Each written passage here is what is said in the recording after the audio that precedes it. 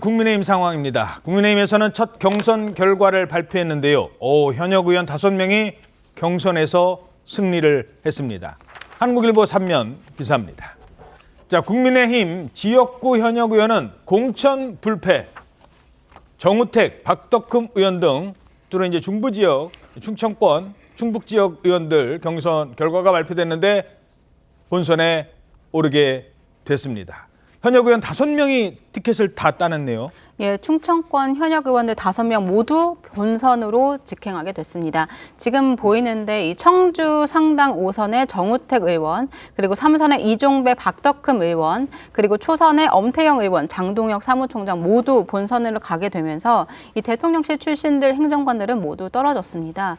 이 중에서는 이 3선 이상 출마자로 15% 감점을 받게 되거나 이 현역 평가 하위 30%에 들어서 20% 감점 받는 경우도 있었지만 모두 현역 프리미엄으로 압승하게 된 겁니다.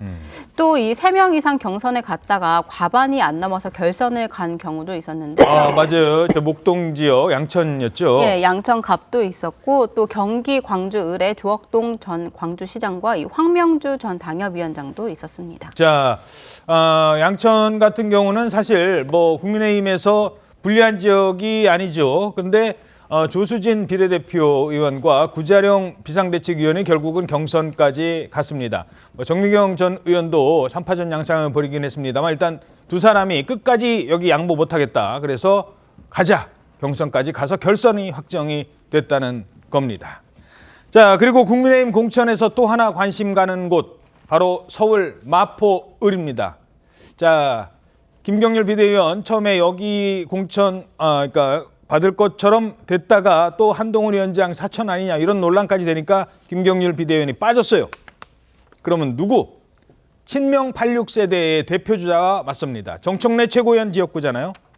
여기에 전향한 운동권 출신 함은경 회장의 이른바 운동권 빅매치가 주목되고 있습니다. 한동훈 위원장은 공천 배경 이렇게 설명합니다. 정청래와 함은경 한번 비교해 보시죠. 진짜 운동권에서 네임드롭 과실을 따먹을 수 있었던 사람이 정청래입니까? 그 유명한 함은경입니까? 정청래는 그걸 계속 울거먹으면서 정치를 자기들 것인 양 주고받고 있는 중심이 되고 있고요. 저희가 함은경 후보와 함께 마포을에서도 꼭 이기겠다라는 다짐을 드립니다. 자, 여기에 대해서 특정지 지역구 특히 여야의 문제이기 때문에 저희들이 정청래 의원의 입장은 어떤지 이렇게 찾아봤습니다만 아직까지 정청래 최고위원은 옛날에 한동훈 위원장이나 다른 사람 얘기할 때는 마포로 와 한번 붙게 이런 얘기도 했었잖아요. 근데 지금은 특별한 입장을 아직까지는 안 보이고 이거 이제 지역구입니다. 여야의 균형을 좀 맞춰서 설명을 부탁드리겠습니다. 어떻게 보시겠습니까? 저도 정청래 의원이 어떤 반응을 보일지 궁금해서 계속 그걸 찾아봤는데 아직 반응이 없어요. 그 전에 김경률 비대위원을 투입을 한다고 하니까는 좋다 와라 아니면은 차라리 한동훈 비대위원장이 오지 왜 이런 식으로 반응을 했거든요. 예. 그런데 이번에 반응을 없는 이유를 과연 뭘까 이렇게 살펴보니 아마 같은 운동권 출신으로서 또 이 운동권 중에서도 차이가 좀 난다 이런 분석들이 있잖아요. 예. 아무래도 함은경 씨는 586 운동권의 대보다 지금도 나오지만 삼민투 활동도 했고 그런데 비해서 정청래 의원은 그렇게까지 운동권에서 큰 비중을 차지하지 않는다는 게 이제 일반적인 분석이에요. 그렇다 보니 이게 본인이 여기에 대해서 함은경 씨에 대해서 반응을 보이면은 이게 정말 언론에서 지금 이야기하는 대로 그런 프레임이 돼버립니다. 진짜 운동권 출신과 약간은 좀 약한 운동권 출신 그리고 적어도 혜택을 본 사람과 운동권이라는 그렇게 되는 것이죠. 아직까지 혜택 안 보고 조용히 살았던 이른바 본인 진짜 운동권. 함은경 씨도 조용히는 하지 않았죠. 그전에 국회도 출마를 했었습니다. 그런데 어쨌든 이게 지금 국민의힘 한동훈 비대위원장이 이야기하는 8.16 운동권 특권론에서는 자유롭죠. 최근에 군산시 해직을 하고 했으니까. 그런데 이 상황에서 정청래 의원의 반응을 보면은 정말 진짜 운동권과 약한 운동권 이런 구도보다도 이 운동권 특권론과 그냥 그 운동권에서 민주화 운동을 했지만은 별다른 혜택을 보지 못한 이 대결 구도가 될 것을 우려를 해서 저는 좀 목소리를 내지 않는 것 아닌가 싶습니다. 예. 자, 상대적으로 민주당은 지금 좀 뭐 갈등이 폭발 직전까지 오고 좀 쉽게 말해서 표현 좀 죄송합니다만 시끄러운 반면에 국민의힘은 좀 조용하잖아요. 그러니까 일각에서는 야, 이거 분위기 좋은데 국민의힘? 야, 이대로 가다가는 이런 얘기가 나오나 봐요. 이러자 한동훈 위원장 곧바로 경고에 나섭니다. 우리가 아직도 어렵고 우리가 아직도 쫓는 입장입니다. 우리는 아직 멀었고요. 저부터 모든 것을 내려놓고 더 잘하겠다는 말씀드립니다. 뭐 갑자기 경고를 했어요. 한동훈 위원장이 무슨 일이 있었던 거예요? 예, 이 장성민 전 대통령실 미래전략기획관 발언이 발단이 됐습니다. 이 경기 안산 상록갑에 단수 공천받은 이 장성민 전 기획관이 한 방송에 출연해서 내년 총선 예상 의석수를 예상한 겁니다. 이 민주당이 영부인 특검 놀이를 할 경우에는 이 총선에서 민주당이 110석 상한선에서 왔다 갔다 할 것이고 이 국민의힘은 150석에서 160석이 가능하다고 주장을 한 건데요. 이에 한동훈 국민의힘 비상대책위원장이 어젯밤 늦게 이 후보들 과 당직자들에게 공지를 내렸습니다. 이 많이 부족하고 더 열심히 노력해야 한다면서 이 선택은 국민들이 하시는 것이기 때문에 근거 없이 총선 예상 의석수를 말하지 말라고 당부를 한 겁니다. 그러면서 이 낮은 자세로 국민만 보고 갈 때라고 다시 한번 이 강조를 했습니다. 그렇군요. 자, 총선 낙관론이 위험한 이유.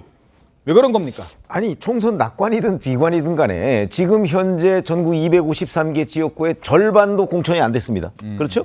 누가 누구와 지금 맞붙어서 총선을 치를지 알지도 못하는데 누가 이길 것이다. 그것도 전국 종합집계를 누가 할 것이다. 글쎄 그거는 뭐 저희 같은 사람은 도저히 이해가 안 되는 판단이고요. 그리고 이런 거 한번 생각해 보시죠. 전국 여론조사가 계속해서 나와요, 지금. 그래서 뭐 국민의힘 몇 퍼센트, 민주당 몇 퍼센트 이렇게 전국 여론조사가 나오잖아요. 당 지지도. 그렇죠. 그렇다고 해서 전국에 300명 그러면 국회의원이 그 여론조사대로 이렇게 나눠지게 되느냐? 전혀 그렇지 않거든요. 예를 들어서 전국 여론조사는 뭐 민주당이 이겼는데 국민의힘이 지역구에서 더 많이 당선될 수는 있어요. 왜냐하면 한쪽에서 크게 지고 조금씩 이기면 이게 2석, 2석이 되고 여기는 1석이 될 그렇죠. 수도 있잖아요. 네. 그렇기 때문에 이건 선거를 오래 치러본 사람이라면 적어도 이런 낙관론, 비관론 또는 종합적으로 뭐 100 몇십 석이 어쩌고 이렇게 얘기하는 거는 대단히 위험한 일이고 더욱더 지금은 반도 공천이 안 됐다. 이런 점에서 본다면 한동훈 비대위원장의 경고는 단순히 그냥 엄살이 아니고 이 객관적으로 봐도 이해할 수 없는 장면에 대한 경고로 보인다. 이렇게 말씀드리겠습니다. 예. 일단 이분이 저런 식으로 해서 부산 선거를 굉장히 그 위험하게 만들었던 분이잖아요. 부산 엑스포 낙관론을 얘기해가지고 이 정부가 뭐 이렇게 이런 식으로 무능하게 하냐 이거를 대표적으로 드러나게 했던 분인데 물론 지금 또 전체적으로 윤석열 정부 외교 담당자들이 네. 위주였습니다만. 네. 근데 그런 분이 그런 일을 또 하게 될지 모른다는 우려가 있었다고 저는 보고요. 저는 지금 국민의힘이 굉장히 그 한동훈 위원장이 잘 그 보고 있다는 게 뭐냐면 이 공천이 국민들에게 그렇게까지 인정받을 만한 공천이라고 본인은 생각하지 않는 것 같아요. 단지 민주당이 워낙 죽을 쓰고 있으니까 가려지고 있을 뿐이다. 이렇게 좀 경계심을 갖고 있는 것 같은데 왜냐하면 강서 재보궐선거에 드러난 중도층 민심이라는 게 있잖아요. 예. 그때 이 정권과 여권이 변해야 된다는 걸 확실하게 보여준 거 아니겠습니까? 예. 근데 지금 현역들이 줄줄이 공천이 되고 있어요. 그러면 결국은 그때 다짐했던 국민들에게 다짐했던 변화와 혁신의 공천은 안 이루어지고 있는 거거든요. 근데 그것이 지금 민주당의 공천으로 가려지고 있는 것 뿐이니까 이런 식으로 막 장성민 의원이 나오면 그러면 당신들은 하고 국민들이 관심을 가지고 보게 될 거 아니에요. 그런 부분을 경계한 거 아닌가 이런 생각이 듭니다. 조용하다는 거에 또 다른 단점은 감동도 없다. 그렇죠. 네. 그렇기 때문에 쭉 조용히 가야 되는데 저런 식으로 하면은 논란이 일어나면은 잘한 게 없다가 드러날 수밖에 없지 않겠습니까? 예, 알겠습니다.